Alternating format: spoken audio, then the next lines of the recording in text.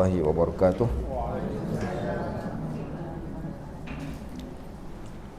Innal hamdalillah nahmaduhu wa nasta'inuhu wa nastahdihi wa nastaghfiruh wa nu'minu bihi wa natawakkalu alayhi wa na'udzu billahi min shururi anfusina wa min sayyiati min a'malina man yahdihillahu fala mudilla lahu wa man yudlil fala hadiya lahu.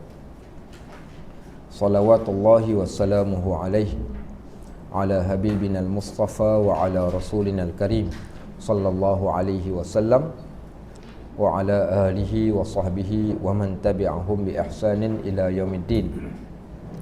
Allahumma faqihna fid din wa 'allimna ta'wil. Allahumma inna nas'aluka 'ilman nafi'a wa nas'aluka rizqan tayyiba wa 'amalan mutaqabbala. Rabbana zidna ilman yanfa'una, Rabbana yassir wa la tu'assir wa tammim bil khair walhamdulillahi rabbil alamin. Wa ba'd. Muslimin dan muslimat rahimakumullah, para talibul ilm ataupun para as-salikin, kita ni boleh dinamakan tuan-tuan yang hadir ke majlis ilmu ni, yang belajar kitab Riyadhus Shalihin ni, boleh dipanggil dengan panggilan as-salikin. Apa maksud as-salikin? Orang-orang yang sedang berjalan dan orang-orang yang sedang mencari, iaitu jalan-jalan ke akhirat yang kita sedang tempuh. As-salikin bertepatan dengan hadis Nabi sallallahu alaihi wasallam, man salaka tariqan yaltamithu fihi ilman sahhalallahu lahu tariqan ilal jannah. Siapa yang menempuh satu jalan, yang dia sedang berjalan ni, dia duk cari jalan, apa sahaja jalan, yang iaitu man salaka tariqan, tujuan untuk dapatkan ilmu. Kat mana saja dia dengar tempat ada orang belajar ilmu tentang ilmu akhirat, dia akan pergi cari. Orang yang macam ni, kata Nabi SAW, sahhalallahu lahu tariqan ilal jannah. Allah nanti akan mempermudahkan jalan bagi dia ke syurga. Jalan menuntut ilmu, salah satu jalan yang memudahkan kita untuk ke syurga. Baik juga orang yang duduk di dalam majlis ilmu ini, fa innal malaikata, sesungguhnya para malaikat, la tad'u ajnihatiha, akan meletakkan sayapnya, li talibin ilmin, kepada orang yang menuntut ilmu. Maksud malaikat letakkan sayap ni, malaikat ni kerja dia berjalan merata tempat dengan tugasan yang diberikan. Tapi bila dia tengok ada majlis ilmu, dia hormat. Malaikat pun tahu menghormati majlis ilmu, maka mereka akan datang menghampiri majlis tersebut. Itu maksud diletakkan sayapnya. Ridwan fima yasna'. Kenapa? Kerana dia kasih, sukanya dia pada perbuatan yang dilakukan oleh para penuntut ilmu. Sebab itu para salafun salih, mereka menjadikan salah satu amalan yang wajib pada kehidupan mereka, salah satunya adalah menuntut ilmu. Alhamdulillah, Allah izinkan kita dapat sambung kembali kuliah kita yang kita bercuti bulan 12 yang lalu untuk berikan laluan pada kajian kitab-kitab turas yang dibawa oleh yang berbahagia Ustaz Nizam kita. Alhamdulillah, sekira tuan-tuan dah khatam banyak kitab, alhamdulillah. Dan pagi ini kita sambung balik pengajian kitab Riyadhus Shalihin yang tertangguh. Kita akan masuk pada tajuk yang baru, iaitu tajuk berkaitan tentang tawakal. Ke hadis tu belum baca lagi? Belum lagi baca? Okey, kita baca hadis tu, kemudian kita akan masuk tajuk berkaitan tentang tawakal. Saya pagi ni suara pun tak apa nak kuat. Mula-mula ingat rasa dah kuat dah, tapi hari ni rasa satu macam, rasa macam nak demam. Tapi bila dapat mikrofon, hilang sekejap. Balik kat rumah dah jadi balik. Sebab tu saya demam-demam pun, semalam pun pergi ceramah juga. Baik, tujuannya supaya kita tak layan sangat, dan mudah-mudahan walaupun dalam keadaan kita katakan kita tak boleh buat semua, maka jangan ditinggalkan semua. Baik, hari itu kita sampai pada muka surat yang ke-18 daripada kitab Riyadhus Salihin. Kita sampai pada satu hadis yang kita akan baca pada pagi ini. Hadis kisah seorang sahabat. Nama sahabat ni Muaz bin Jabal. Nama sahabat ni apa dia nama dia? Muaz radhiyallahu an ataupun Muaz bin Jabal. Muaz bin Jabal ni bukan calang-calang orang. Muaz ni dia bukan sahabat yang biasa, tetapi Muaz bin Jabal sahabat yang luar biasa. Luar biasa Muaz ini adalah pada kesungguhan dia menuntut ilmu. Kita ambil semangat daripada semangat Muaz ni untuk menuntut ilmu, kerana Muaz ni kat mana tempat dia boleh dapat kebaikan daripada Nabi, dia akan buat. Banyak hadis-hadis yang direkodkan datang daripada Muaz bin Jabal. Baik. Yang kedua, Muaz bin Jabal radhiyallahu anhu di antara sahabat yang Nabi SAW zahirkan perasaan kasih dan sayang pada dia. Baik, siapa sahabat yang Nabi zahirkan? Semua sahabat Nabi sayang, tapi yang dizahirkan dengan perkataan. Abu Bakar ataupun 4 orang khalifah ni sudah pastilah. Tapi di sana ada di kalangan para sahabat yang lain yang Nabi SAW sayang sungguh-sungguh dekat mereka ni, sehingga kan dizahirkan dengan perkataan. Salah seorang daripada sahabat-sahabat yang Nabi SAW sayang sungguh-sungguh ni, antaranya adalah Zaid bin Harithah. Zaid bin Harithah ni Nabi SAW anggap dia sebagai huwa hubbi, dia adalah kekasih hatiku.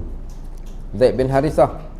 Zaid bin Harithah berkahwin, dapat anak, nama anak dia Usamah bin Zaid. Usamah bin Zaid pun sama. Kata Nabi SAW, huwa hubbi ibnu hubbi, dia adalah kekasih aku, anak kepada kekasih aku. Siapa dia? Usamah bin Zaid. Tapi di sana ada lagi sahabat yang lain yang Nabi SAW kasih pada mereka. Antaranya Muaz bin Jabal. Sehingga kan Nabi SAW bukan satu hadis, bahkan lebih daripada satu hadis yang menceritakan bagaimana Nabi SAW mengucapkan perkataan kasih dan sayang pada Muaz. Antaranya Nabi SAW berkata kepada Muaz, ya Muaz, inni la uhibbuk. Wahai Muaz, aku sayang dekat engkau. Sahabat-sahabat yang cakap ni Sayyidul Anbiya'i wal Mursalin, bukan orang yang biasa-biasa. Yang cakap ni adalah Nabi SAW bila dia mengungkapkan perkataan sayang pada para sahabat. Ya Muaz, inni la uhibbuk. Muaz, aku sayang dekat engkau. Baik. Sebenarnya salah satu cara Nabi ni, dia nak kenalkan sesuatu benda supaya sahabat ni rasa tertarik pada ilmu dengan mengucapkan perkataan sayang. Macam kita dengan anak kita.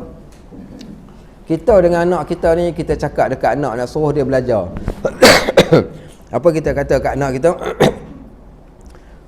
PA weh, kau tahu ke tak, aku ni sayang sungguh-sungguh kat engkau ni. Sebab sayanglah ni aku buat macam ni dekat engkau. Bila kita ucap perkataan ni, perasaan sayang dekat seorang, ucapkan pada dia. Ni di antara sunnah Nabi SAW. So Nabi ucapkan perkataan sayang pada Muaz sebelum Nabi mengajarkan kepada dia ilmu. Baik, ada keadaan yang antaranya hadis yang kita nak baca ni juga menunjukkan bagaimana sayangnya Nabi SAW pada Muaz.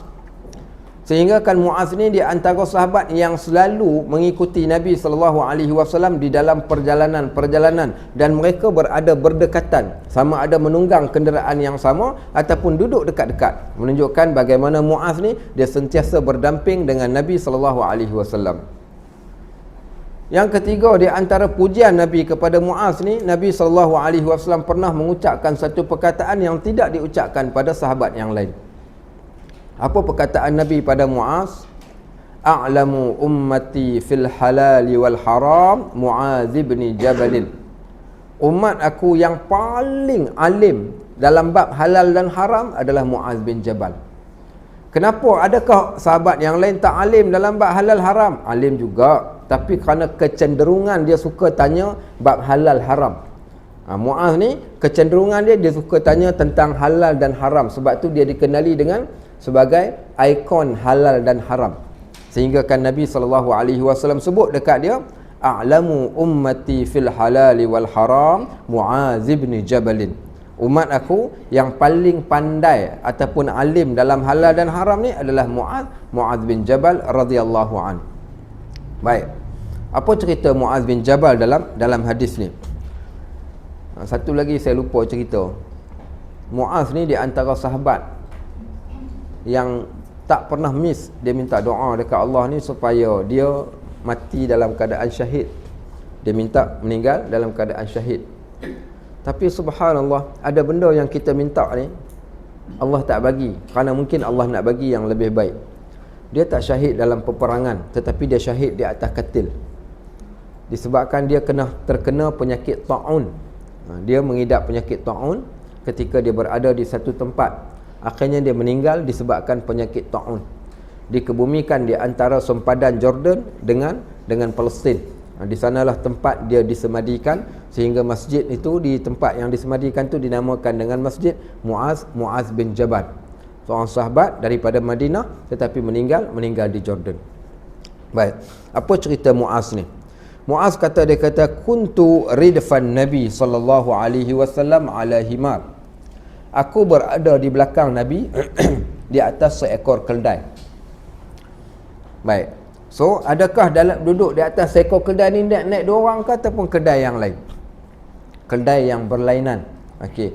Nabi SAW naik keldai, maka dia pun naik keldai juga satu hari. Siapa tahu apa nama keldai Nabi dan apa nama unta Nabi? Unta Nabi nama apa? Tak ingat? Tak ingat? Ni tak baca kitab Syama'il Muhammadiyah dah ajar dah kat sini. Belum lagi. InsyaAllah nanti kalau kita sempat khatam, tak tahulah tahun bila boleh khatam kitab ni, kita sambung dengan kitab Syama'il Muhammadiyah. Dalam kitab Syama'il diceritakan tentang unta Nabi SAW dan keldai Nabi. Unta Nabi bernama Al-Qaswa. Unta Nabi SAW nama dia adalah Al-Qaswa. Dan keldai yang ditunggangi oleh Nabi SAW nama dia Duldul. Duldul. Keldai Nabi SAW, nama keldai tu Duldul. Bukan roti canai apa tu?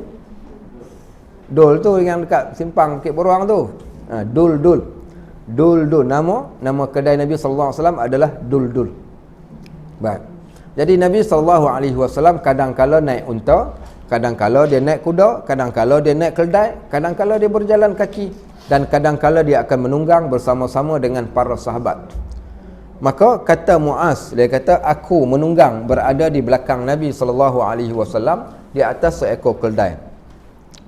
Faqala, tiba-tiba Nabi SAW kata, ya Mu'az, wahai Mu'az. Dalam hadis yang lain menarik. Dalam hadis yang lain, riwayat yang lain, Nabi panggil dia, ya Mu'az, wahai Mu'az. Mu'az pun jawab, labbaika wa sa'daika ya Rasulullah. Aku menjawab Aku menjawab panggilanmu ya Rasulullah, ataupun bahasa mudahnya, ya Tuan. Okey, labbaika wa sa'daika ya Rasulullah. Nabi panggil dia, ya Mu'az. Bila Nabi SAW panggil sahabat ni, bila Nabi SAW panggil ni, wajib tak kena jawab? Wajib. Kenapa wajib kena jawab? Berdalilkan dengan beberapa dalil. Dalil di antaranya dalil daripada ayat Al-Quran, ya ayyuhallazina amanu istajibu lillahi walir rasul idza da'akum lima yuhyikum. Wahai orang yang beriman, jawab panggilan Allah dan panggilan Rasul bila Allah dan Rasul panggil kalian. Dalilnya juga di sana, kalau siapa yang baca tafsir surah Al-Fatihah, kisah Abu Sa'id, dia tengah duduk semayang, Nabi SAW panggil, dia tak berhenti semayang, dia teruskan. Baik, kemudian selesai semayang, dia kata, summa sallaitu faqumtu. Aku selesaikan solat, aku pun datang dekat Nabi SAW. Bila dia mai dekat Nabi, Nabi kata, kenapa tak jawab panggilan? Bukankah Allah berfirman, bila Allah dan Rasul panggil, kena jawab? Dia pun datang, Nabi kata, aku nak ajarkan kepada engkau, iaitu satu surah yang paling agung, diajarkan kepada Abu Sa'id, iaitu surah Al-Fatihah. Poinnya, bila Nabi panggil para sahabat, mereka akan datang. Di antaranya cara mereka datang tu, dengan cara datang tu dengan menundukkan kepala di hadapan Nabi SAW. Maksudnya dalam keadaan ditundukkan mukanya ke bawah. Ketika mereka datang, salah satunya dengan cara bertemu lutut dengan lutut, kedua belah tangan berada di atas paha. Berdalilkan dengan kisah hadis Jibril yang disebut sebagai Ummul Hadis. Kalau Al-Quran Ummul Kitab, kalau hadis ada Ummul Hadis. Pernah dengar tak? Ummul Kitab, Fatihah. Kalau Ummul Hadis, hadis apa? Ummul Hadis, hadis apa? Hadis tu pun kita dah baca dalam kitabnya. Ummul Hadis adalah hadis Jibril. Hadis tersebut dinamakan dengan Ummul Hadis. Ummul Hadis ni ibu bagi segala hadis, kerana dalam hadis tu menceritakan keseluruhan tentang Islam, rukun iman, rukun Islam dan hari akhirat. Baik, maka mereka datang ni bila Nabi SAW panggil, mereka datang dengan meletakkan kedua belah tapak tangan.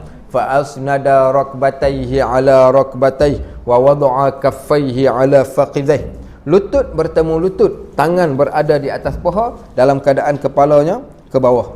Hormat akan Nabi SAW. Bila Nabi SAW bercakap, mereka tidak akan bercakap. Kalau mereka nak bercakap, mereka akan minta izin. Dan mereka tidak akan meninggikan suara Nabi SAW sama ada ketika hidup dan juga selepas kewafatan baginda. Sebab tu siapa yang masuk ke Masjid An-Nabawi, walaupun dia duduk di bahagian belakang sekalipun, jangan ditinggikan suara duduk dalam masjid. Jangan bertempik. Lebih-lebih lagi saat ketika berada di dalam raudhah, jangan meninggikan suara. Kalau nak bercakap pun bercakaplah dengan suara yang perlahan.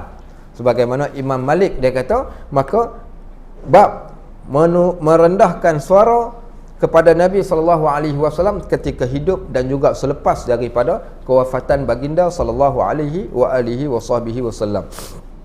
Baik, bila Nabi panggil Muaz, Nabi kata, hal tadri ma haqqullahi ala ibadih. Muaz, engkau tahu ke tidak apakah hak Allah ke atas seorang hamba? Wa ma haqqul ibad ala Allah, dan apakah hak hamba ni kepada Allah? Baik, kemudian jawab Muaz, qultu Allahu wa rasuluhu a'lam. Allah dan Rasulnya yang mengetahui. Baik, yang ni kita panggil adab. Bila mana kita tak tahu sesuatu, soalan ditanyakan pada kita, kita tak tahu jawapan dia, maka jangan duk pandai duk menjawab. Jawab saja Allah wa rasuluhu a'lam, Allah dan Rasulnya mengetahui. Sehingga sebahagian daripada ulama mengatakan nisful ilm la adri, separuh daripada ilmu itu adalah tak tahu. Imam Abu Hanifah ketika ditanya oleh seorang lelaki yang datang daripada tempat yang jauh, ditanya 4 soalan, 1 jawab, 3 tak jawab. Orang tu tanya dia, pasal apa tak jawab? Engkau imam kan? Dia kata separuh daripada ilmu itu adalah tidak tahu. Aku lebih rela tidak menjawab benda yang aku tidak pasti daripada aku menjawab benda yang salah. Kita hari ni semua benda kita nak jawab. Tapi mereka takkan jawab melainkan apa yang mereka tahu. Kalau mereka tak tahu, mereka akan berkata Allahu a'lam. Allah sahaja yang mengetahui. Baik. Qala, kemudian kata Nabi SAW. Baik, konsep ini ataupun cara, metodologi cara belajar dalam hadis ni menceritakan kepada kita bagaimana interaksi di antara guru dengan anak murid. Dalam satu kelas pengajian, dalam satu kuliah ni mesti kena ada konsep interaksi dua hala. Yang pertama, guru mengajar dan murid yang belajar. Pada waktu yang sama ada soalan dan jawapan. Tanpa soalan dan jawapan ni, maka kelas tersebut bukanlah satu kelas yang baik. Kerana Nabi SAW dia takkan bercakap seorang dia ni, melainkan dia akan suka bertanya kepada para sahabat.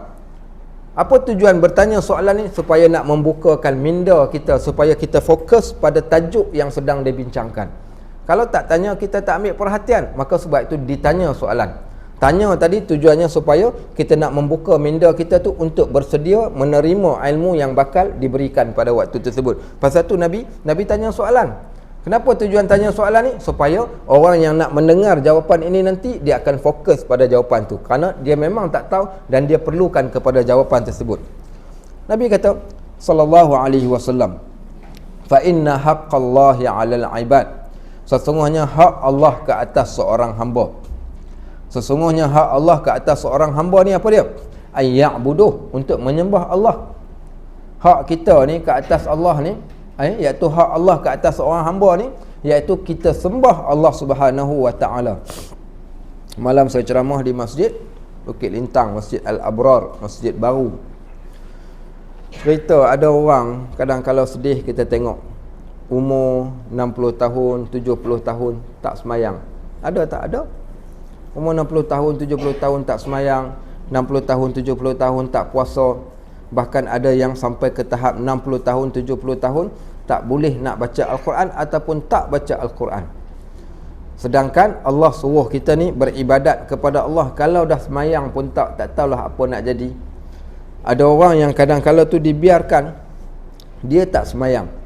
Bila dia tak semayang, of course anak-anak dia juga tak akan semayang. Dan anak dia pula akan kahwin pula dengan anak orang lain, kemudian melahirkan cucu. Cucunya juga akan jadi cucu yang tak semayang, satu keturunan. Sepatutnya kita bila kita berkahwin ni, bila kita jadi hamba Allah ni, kita ada zuriat kita dan kita ada keturunan kita ni. Kita nak bawa masuk keturunan kita semua kat dalam syurga. Tapi peliknya bila ada orang yang dia tidak beribadat pada Allah ni, seumpama dia tak kisah pun kat akhirat tu macam mana, syurga-syurgalah, kalau neraka pun nerakalah. Ada orang yang sampai macam tu. Baik, sebab tu di antara hak kita kepada Allah Subhanahu Wa Taala ni antaranya adalah an ya'buduh, untuk kita sembah Allah. Wala yusyriku bihi syai'a, jangan sama sekali kita melakukan syirik kepada Allah. Baru-baru ni pergi ke Taif.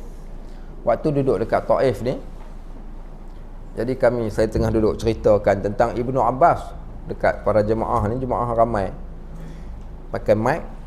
Waktu terperasan ada satu jemaah daripada satu negara. Dia orang pun duduk juga dekat dinding tu. Dalam dinding Masjid Ibnu Abbas ni ada dua jasad. Satu jasad Syekh Daud Fatani.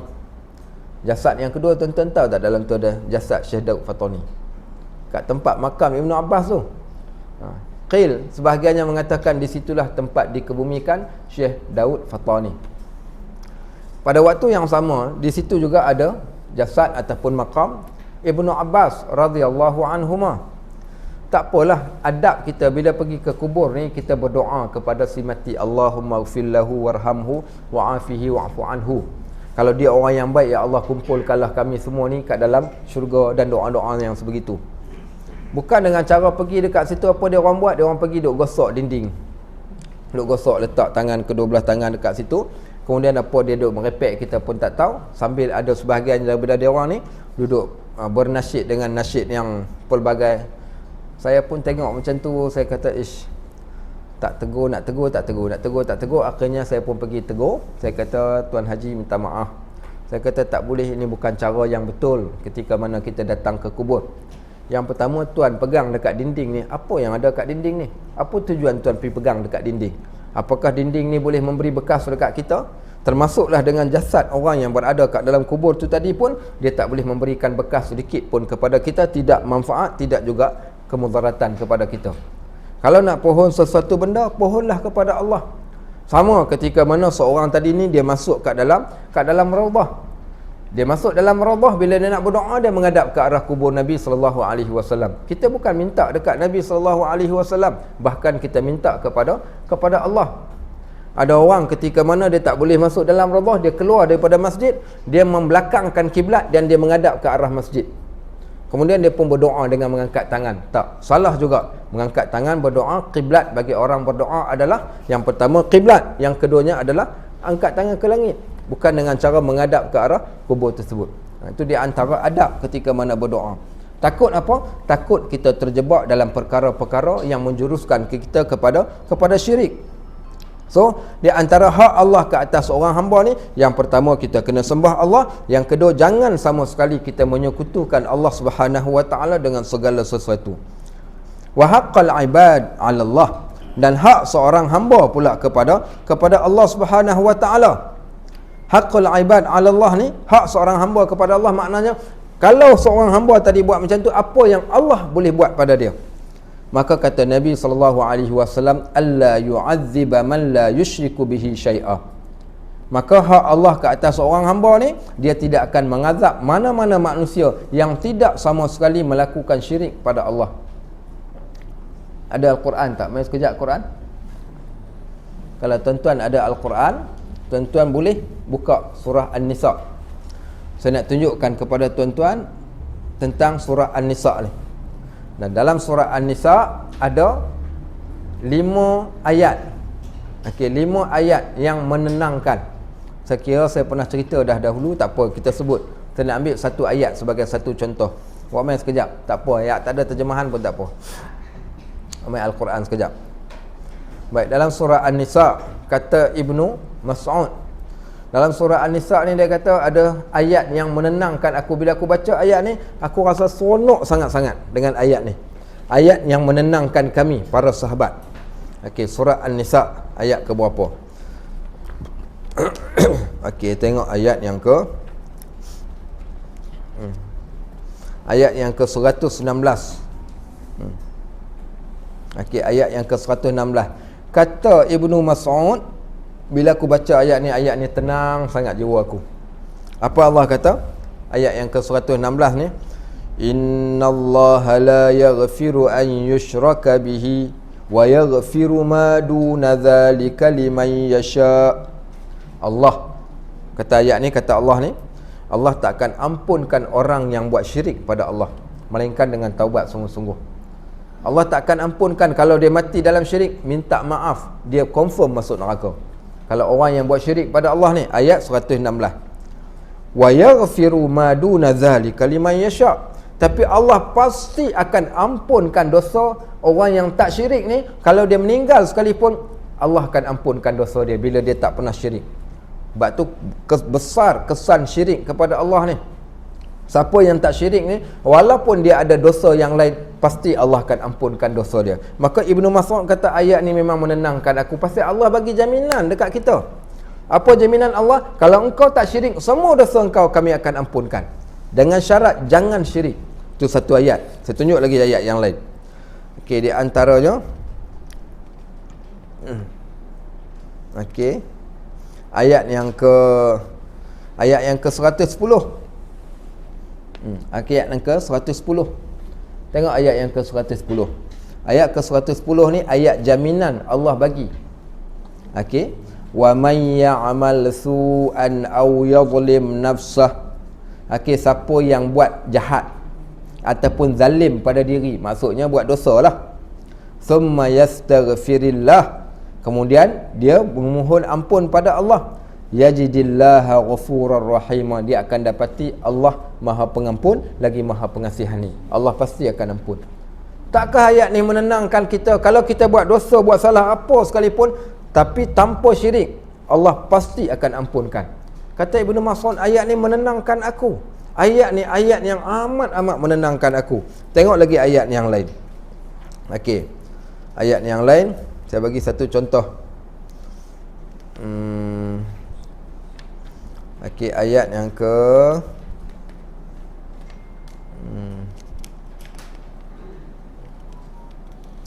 okey, ayat yang ke okey, tengok ayat. Okey, ayat yang ke-40. Okey, ayat yang ke-40. Ayat ni pun sama juga, Ibnu Mas'ud kata ayat yang menenangkan aku. Apa dia ayat 40? Innallaha la yazlimu mithqala dzarrah. Allah takkan buat zalim dekat kita walaupun sebesar zarah. Wa in taku hasanatan yudha'ifha, kalau kita buat satu kebaikan, Allah tambah kebaikan dia, Allah gandakan. Wa yu'ti min ladunhu ajran azima, dan Allah akan datangkan kebaikan ni, anugerah dari sisi Allah ni, dengan satu anugerah pahala yang amat besar. Kata Ibn Mas'ud, ayat ni menenangkan aku. Aku baca je ni, ya Allah, mulia dan baiknya Allah, pemurahnya Allah Subhanahu wa ta'ala. Baik. Okey, ada satu lagi ayat yang lain. Okey, tengok ayat yang ke-48 kena dengan tajuk yang kita sedang bincangkan. Ayat 48 surah An-Nisa. Ayat ini juga kata Ibnu Mas'ud, ayat yang menenangkan kami para sahabat. Kami baca ayat ni, kami akan jadi seronok. Kenapa jadi seronok? Pasal ayat ni cerita tentang syirik. Kerana kami tak syirik pada Allah. Bila kami tak syirik, kami mendapat satu jaminan yang paling besar, satu waranti ataupun garanti daripada Allah ni untuk tidak dimasukkan dalam neraka. Contoh ayat 47 ni, apa Allah kata? Ya ayyuhallazina asri, ayat yang ke 48, sorry. Innallaha la yaghfiru an yushraka bihi wa yaghfiru ma duna dzalika liman yasha. Sesungguhnya Allah tak akan ampunkan orang yang buat syirik dengannya, dan Allah akan ampunkan yang lain daripada tu. Maksudnya kalau kita buat ada dosa-dosa yang lain, pasti Allah akan ampunkan, cuma jangan syirik saja. Wa man yusyrik billah faqad iftara isman azima. Siapa yang syirik pada Allah, sesungguhnya dia telah mengadakan satu dosa yang amat besar. Okey, baik. So poinnya, selagi mana kita tak syirik, jangan sama sekali terjebak dalam bab perkara berkaitan dengan syirik ni. Kerana syirik ni asbab dosa kita tak akan terampun. Dan kalau kita tak melakukan yang syirik ni, jangan risau, kerana kita dapat satu jaminan yang dosa kita ni akan diampunkan oleh Allah Subhanahu wa taala. Baik, sambung balik. Baik, kemudian dia kata lagi, faqultu, selepas Nabi sallallahu alaihi wasallam sebut okey, 4 perkara Nabi sallallahu alaihi wasallam kata, iaitu hak Allah kepada hamba dan hak hamba kepada Allah ni. Hak kita kepada Allah, kita beribadat dan jangan syirik. Hak Allah kepada kita ni, Allah takkan azab orang yang tidak melakukan syirik. Selagi mana engkau tak syirik, insya-Allah Allah akan ampunkan dosa engkau dan Allah takkan azab engkau. Akhirnya faqultu ya Rasulullah. Muaz ni orang yang cerdik. Bila dia cerdik, dia pun kata, ya Rasulullah, wahai Rasulullah, afala ubashirunna, boleh tak aku nak ceritakan cerita ini, aku nak viralkan pada orang? Boleh tak ya Rasulullah, aku nak kabarkan hal ini kepada mereka? Aku nak viralkan apa yang kau sampaikan, ceritakan pada aku ni, aku nak viralkan. Qala, Nabi SAW kata, la tubashirhum, jangan duk pi cerita, jangan viralkan. Baik, kenapa jangan viralkan? Fayattakilu, kerana aku takut mereka hanya akan bergantung harap kepada rahmat Allah dan tidak beramal. Menariknya hadis ni. Okey, sekarang kita dah selesai dah. Okey, saya akan ceritakan secara umum, kemudian saya nak tanya tuan-tuan dengan soalan. Apa jaga? Okey, baik. Okey, baik. So, apa dia cerita dia? Cerita dia Nabi SAW dengan Muaz. Jalan dengan Muaz. Nabi tanya Muaz, wahai Muaz, tahu tak apa hak Allah ke atas seorang hamba? Dan apa hak hamba kepada Allah? Muaz jawab tak tahu.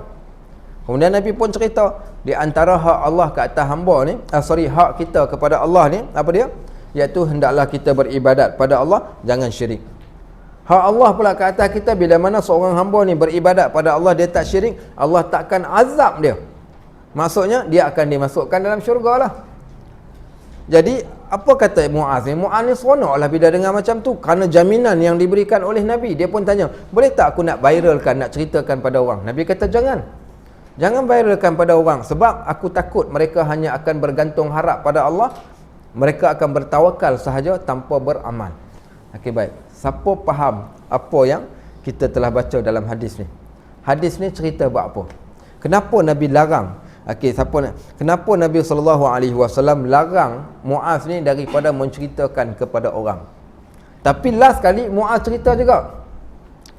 Diceritakan dalam riwayat yang lain ni, Muaz ni sebelum dia wafat, menariknya kisah Muaz ni, hadis ni satu kisah yang panjang.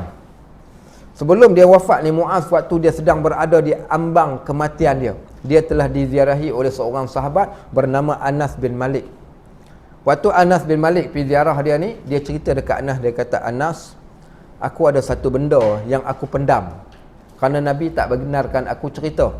Tapi hari ni aku nak cerita juga kepada engkau, supaya aku tidak ditulis sebagai orang yang menyembunyikan ilmu.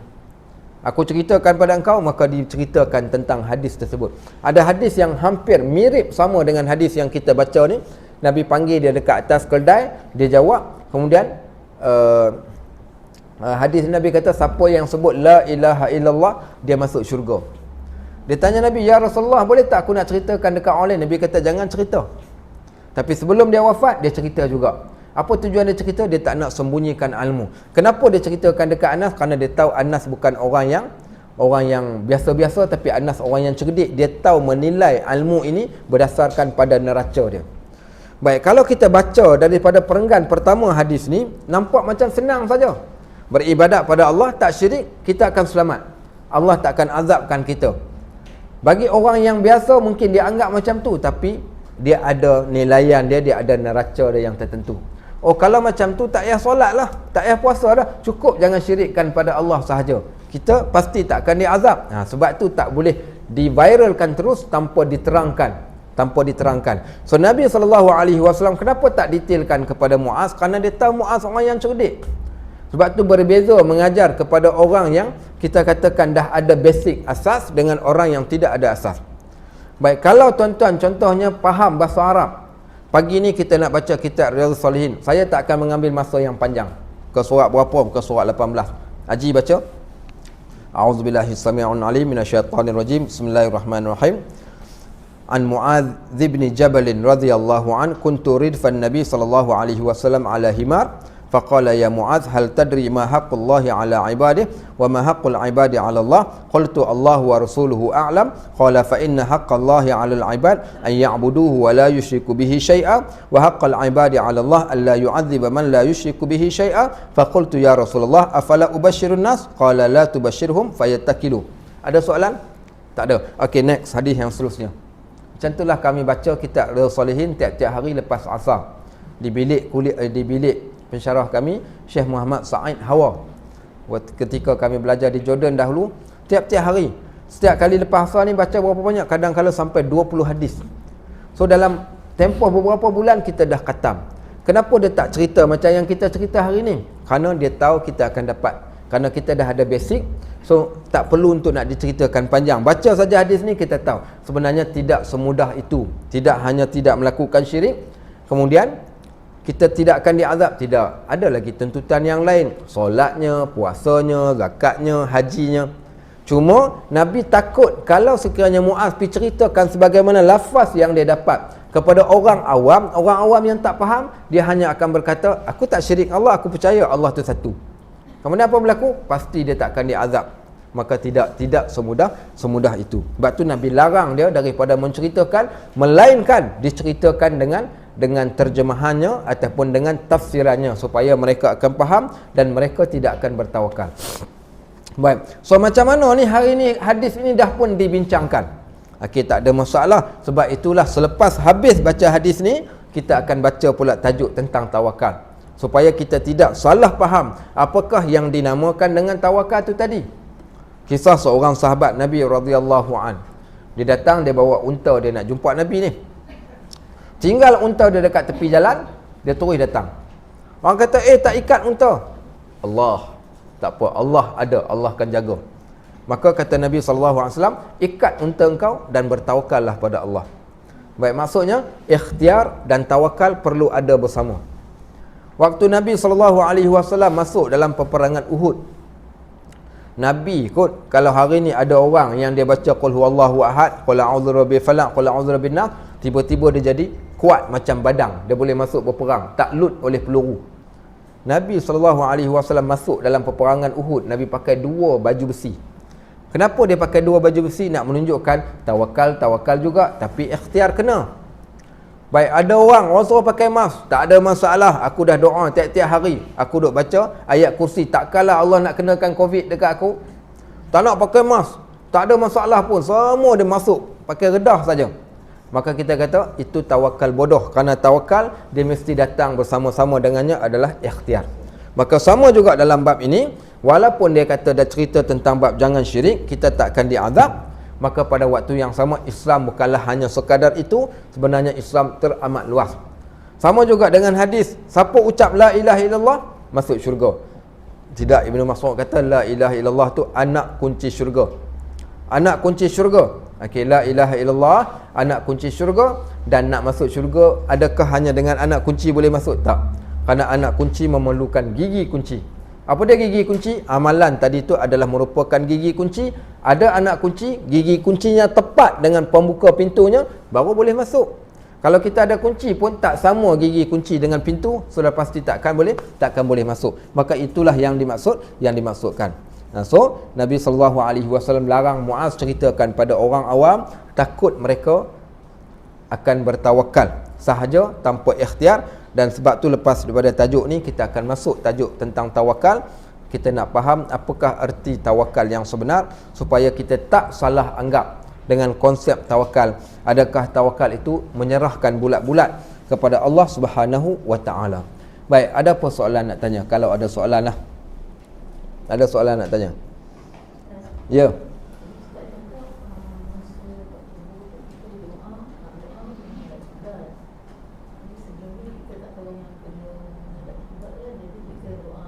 Tak. Okey, tak tahu tak apalah, hukum tak tahu.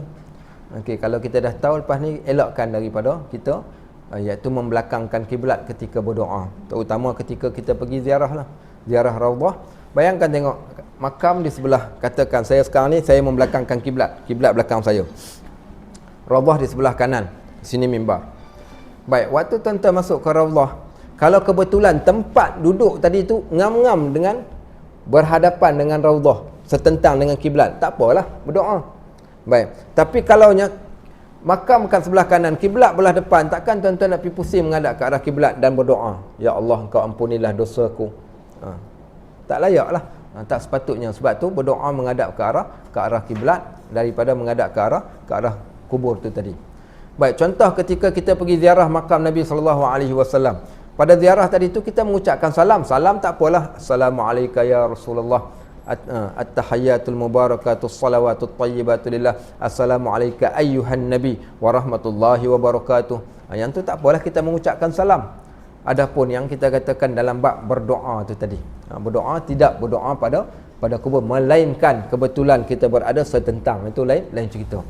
Sebab tu di sana ada beberapa larangan, iaitu solat dalam keadaan menghadap ke arah kubur, melainkan kita katakan tak dapat dielakkan tempat tersebut. Contoh kita berada di kawasan kubur, itu lain ceritalah. Tapi elakkan daripada, kerana takut dia termasuk seumpama orang yang dalam bentuk sembahan lah kita katakan. Itu di antara salah satu larangan. Baik, ada soalan lain? Ya, sila aja.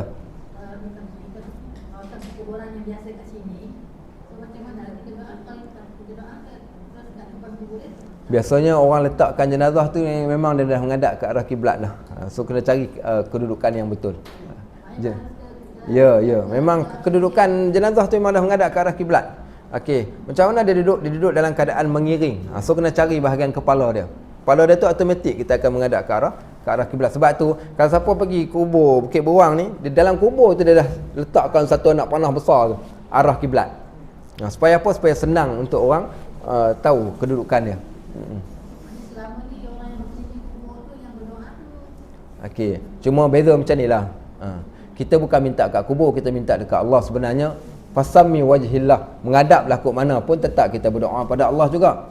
Cuma jangan menjadikan kubur itu sebagai tempat permintaan ataupun fokus kita. Adapun kita duduk kat situ kebetulan dah duduk dalam keadaan bulat, macam orang pergi buat kenduri majlis doa selamat lah, semua duduk dalam bulatan.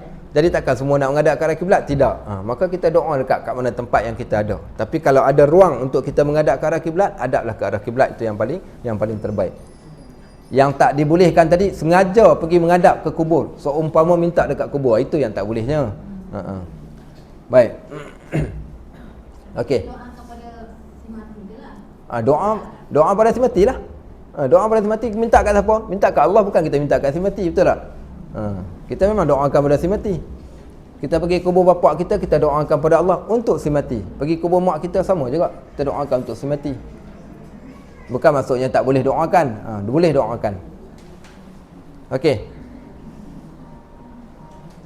Ada yang lain lagi? Tak ada Mudah-mudahan bermanfaat. Ya.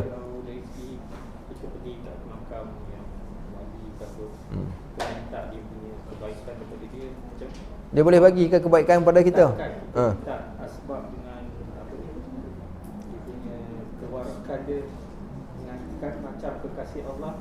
Wallahu alam. Allah Subhanahu Wa Taala tak perlukan perantaraan. Ud'uni astajib lakum, minta aku akan perkenankan. Kenapa nak gunakan perantaraan?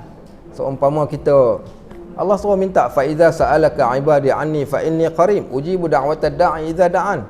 Bila hamba-Ku memohon kepadaku, maka ketahuilah sesungguhnya aku dekat dengan mereka dan aku menjawab setiap permintaan mereka.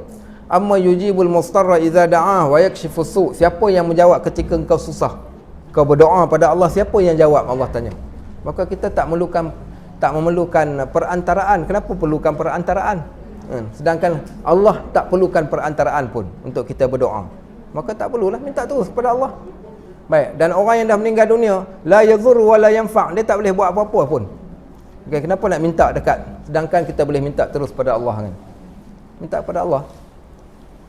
Melainkan kita nak bertawassul dengan amal perbuatan. Ya Allah, dengan kebaikan yang aku buat ni ya Allah, dengan bacaan Al-Quran yang aku buat, dengan puasa yang aku buat, dengan haji yang aku buat ni ya Allah, maka engkau perkenankanlah permintaan aku. Ya Allah, tidaklah aku buat baik pada mak ayah aku ni melainkan kerana nak redha daripada engkau ya Allah. Asbab kebaikan ini ya Allah, kau perkenankanlah apa yang aku minta.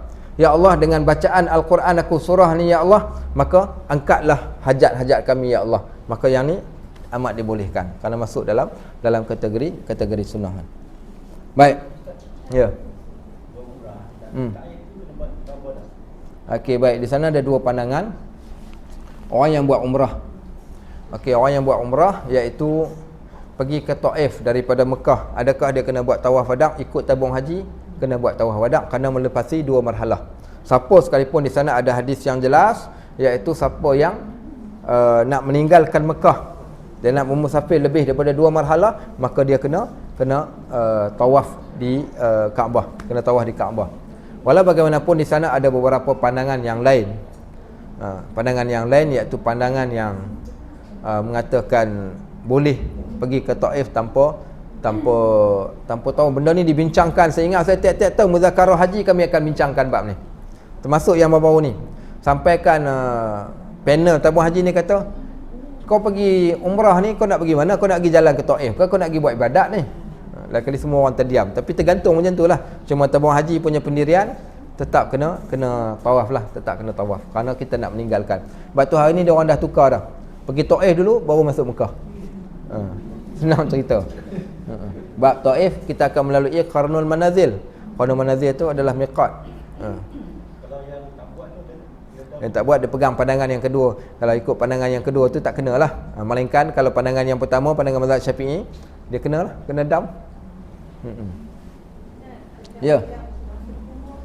Ada adab masuk kubur. Nabi SAW pernah menegur seorang lelaki yang masuk ke kubur dengan bersepatu. Hari ni kita jarang, tak ramai dah orang yang masuk ke kubur buka kasut.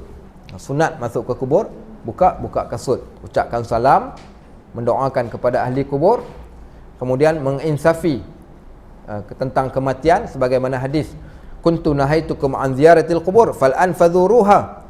Aku pernah larang kalian daripada ziarah kubur, sekarang pergi ziarah kubur, fa innaha tudzakirukum bil akhirah, kerana ziarah kubur mengingatkan kalian akan kematian. Tujuan kita pergi ke kubur ni nak menginsafkan kita. Waktu yang sama mendoakan kepada si mati. Kerana doa orang yang hidup kepada si mati iaitu doa yang diperkenankan, boleh didoakan. Baik, menanggalkan kasut, bahkan disunatkan dalam keadaan berdiri. Orang Melayu kebanyakannya duduk. Saya selalu tegur. Kerana sebab nak baca dah imam pun duduk juga, orang lain pun duduklah.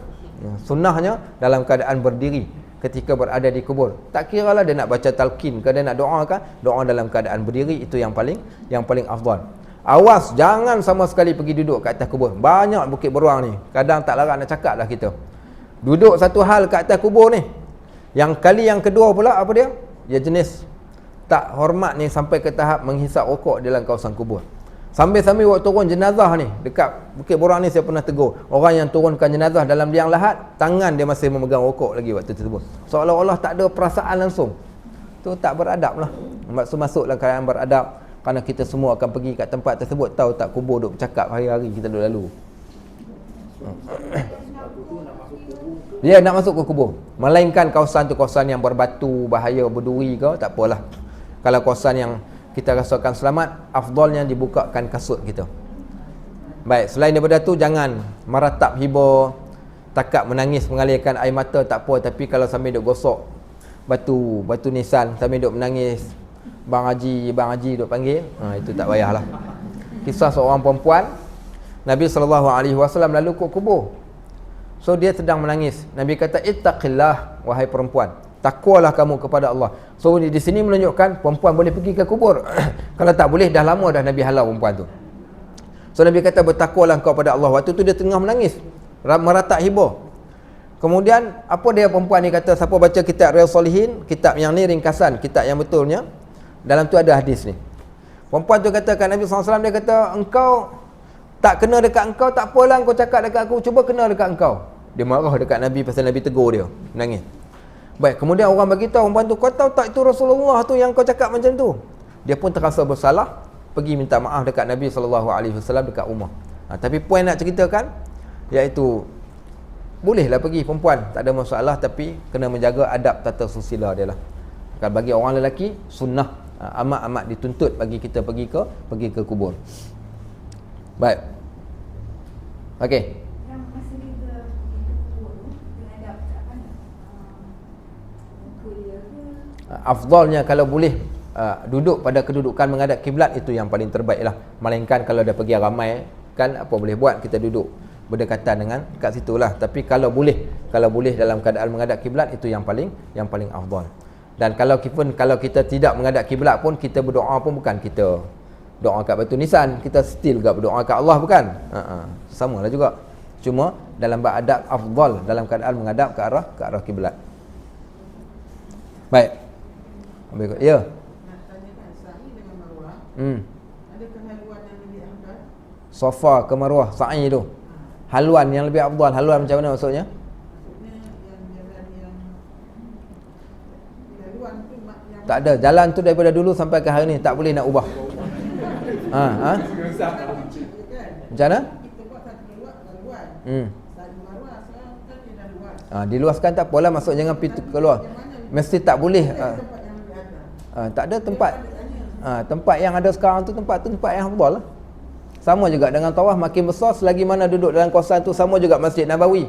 Masjid Nabawi ada orang kata, saya nak duduk dalam Raudhah, tak boleh masuk Raudhah ni, rasa tak puas, dan solat di luar Raudhah tu seolah-olah solat yang tidak terbaik berbanding dengan Raudhah. Tak, walaupun dia duduk kawasan tiang belakang sekalipun, tetap dia solat dan dia akan dapat fadilat yang sama.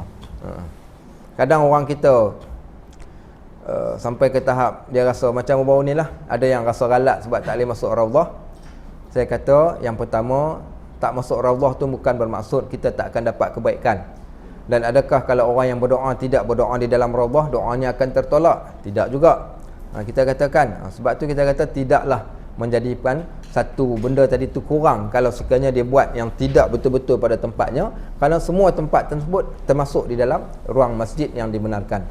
So umpama solat lah, okey, kalau kita boleh duduk saf pertama, itu paling terbaik. Tapi kalau duduk saf nombor 3, tidaklah menjadikan solat tadi itu tidak baik, kan?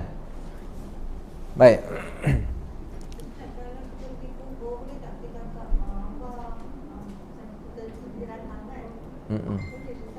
Dah kadang benda-benda macam tu emosi dia datang spontan, bukan? Seboleh, tapi janganlah sampai meratap hibur lah. Kadang benda-benda dialog macam tu biasa kita bercakap, kan? Cuma jangan sampai bercakap dengan batu nisan tu, takut kan nanti lain macam lah pula jadinya, bukan? Saya ingat saya kadang benda tu dia datang secara tak disengajakan. Baik. Wallahu a'lam bisawab. Subhanakallahumma wa bihamdik, asyhadu an la ilaha illa anta, astaghfiruka wa atubu ilaik. Wa sallallahu ala sayidina Muhammad wa ala alihi wa sahbihi wasallam. Walhamdulillahi rabbil alamin. Assalamualaikum warahmatullahi wabarakatuh.